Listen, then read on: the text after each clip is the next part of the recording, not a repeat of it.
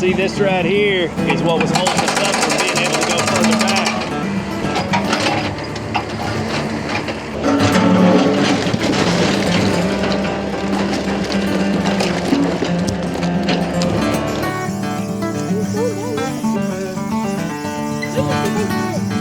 Well, hey there, hobby homesteaders. Welcome back to Peak's Peak. My name's Lucas.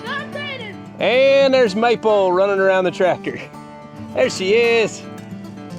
We're sharing our hobbies on 38 acres in eastern Kentucky. And today we are up here because we're about to square up the tiny house and get ready for JD and his crew to dig out where the footer and the block and the foundation are gonna go. And guys, I'm gonna go ahead and apologize because I had myself in a mess here and I didn't stop to share it with you. And I should have, because it was fantastic. I had the front axle under the mud.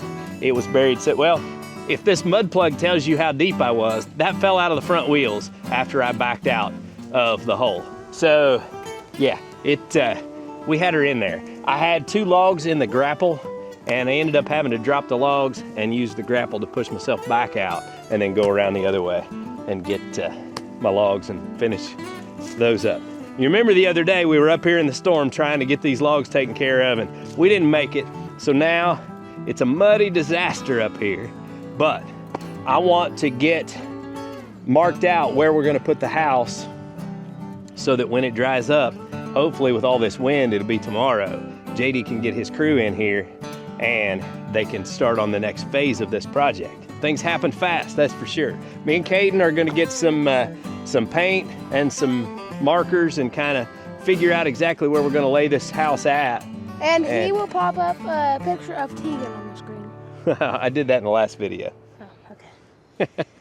Caden is just absolutely beside himself with pride over his niece, Tegan. You love her, don't you?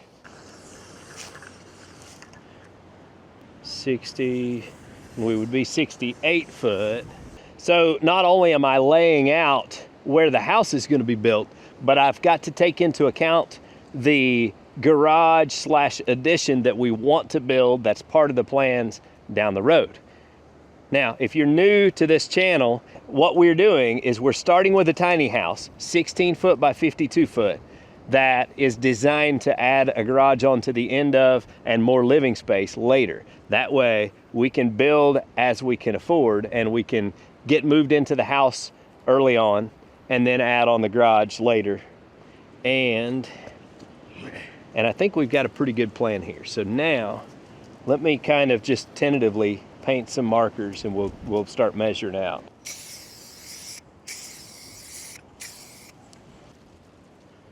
All right, come down here. So in this scene, just imagine the cameraman didn't fall over and me and Caden are stretching the tape measure back and forth and diagonally until we finally figure out exactly where the house goes and how it should be laid out. Look what this man is doing.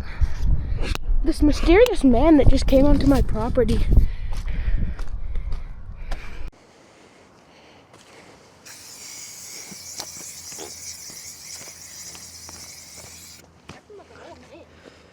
What do you mean? You don't like my walk? Look at that face. Look at that. Oh, about went down. And he's going down with it too. Look at this man. Who does he think he is? Who are you? Straight as an arrow. Look. No. Look at that. All right, there's a house. Okay, so what we did, instead of going full on, batter boards and the whole 9 to square this up, and because we're not digging the footer today, what we're doing today is they're gonna dig out the area where the footer's gonna go, and they said they have about a 3 foot leeway to give room to lay block and work and all that. I got some crazy news. When I went down to get Jana to bring her up and show her where I was laying out the house and make sure she was good with it, JD called me and said our block guy said he can be here Friday morning at 7 a.m., which is 3 days. 3 days. He said he would help us square up the footer and kind of get everything laid out, put our grade stakes in and all that. So Yeah, I'm a little overwhelmed because it's moving faster than I expected. And, you know, takes me a little bit to process everything. You know, this is kind of one of those deals where we've jumped in with both feet and it's happening fast. We are gonna do some research, figure out how much concrete we need, get a truck on will call, and we gotta go get some rebar and wire and try to get that ready. So, yeah, man. little bit overwhelming. They've got all the equipment here. We're gonna do the best we can to keep up. The boys are back on it and they got them a new tool to try out. Looks like it's working pretty good.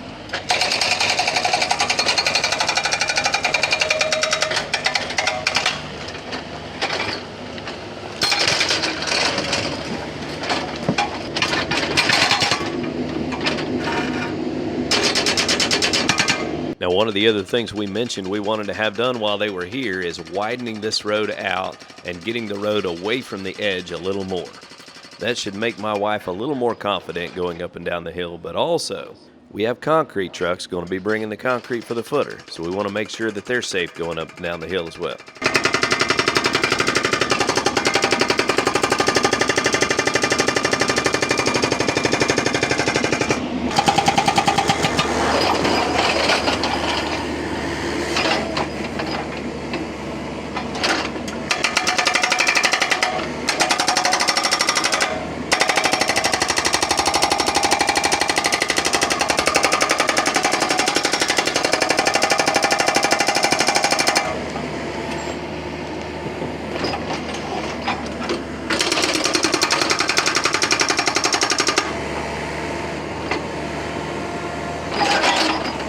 So see, this right here is what was holding us up from being able to go further back.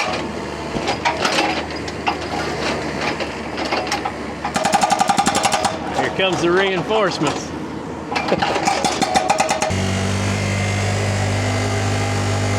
Man, things are happening in a hurry, Yeah, got the footer being dug soon. They've got the crawl space dug out. We kind of dug it down a little bit so that we would, the house won't be real high, but we'll still have good crawl space. It's exciting to see stuff going on. I got to run to Lowe's and pick up rebar.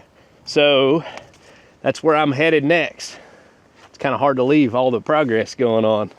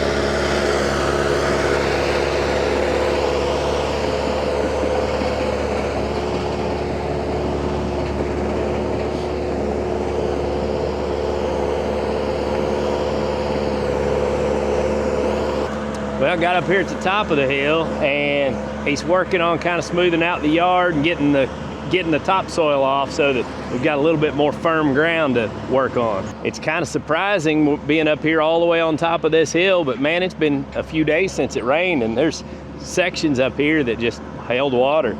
So we're trying to kind of manage that so that when this is all said and done, we won't have soggy spots in the yard. Now here's the next hurdle we've run into, is that skid steer is not over there parked by choice. That skid steer is over there parked because we think the final drive went out and it won't move. And we were planning on packing concrete for our footer with the skid steer. So I don't know if we're gonna have to call the whole project off for tomorrow or what. He's talked about maybe trying to rent one if they can't figure out what's going on with that one, but man, I hate for him to have to do that. But we've got the block guy lined up to come and help us. Everything's kind of ready to go. Got concrete on will call. I don't know what we're gonna run into. Hopefully it's just something silly like it's low on fluid or something.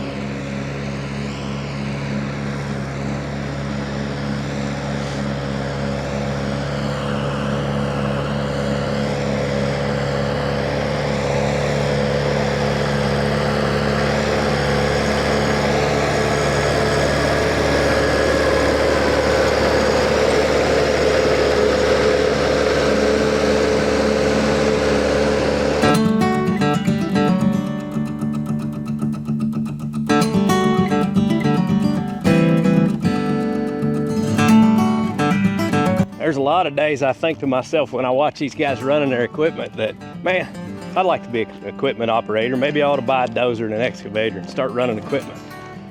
And then there's days like today when that equipment breaks and you see how much the parts cost and then they have to work on it. And I think, man, I'm glad I ain't no equipment operator. I can't afford that. Man, that's rough. So they got to change out the sun shaft gear in the final drives in that skid steer. So yeah, parts are ordered in, and I think for our footer, because we're going to have to pack concrete, can't get a concrete truck back in there yet. So I think we're going to rent a skid loader from a new company here in town. They're going to bring it by and drop it off tonight. So yeah, trying to get it done, so that's what we got to do. So as of right now, things are still up in the air about whether we're going to get this footer poured tomorrow or not. Be sure and come back next time and find out. And until next time, get outside and enjoy God's creation, because it's beautiful out there. Y'all have a good day.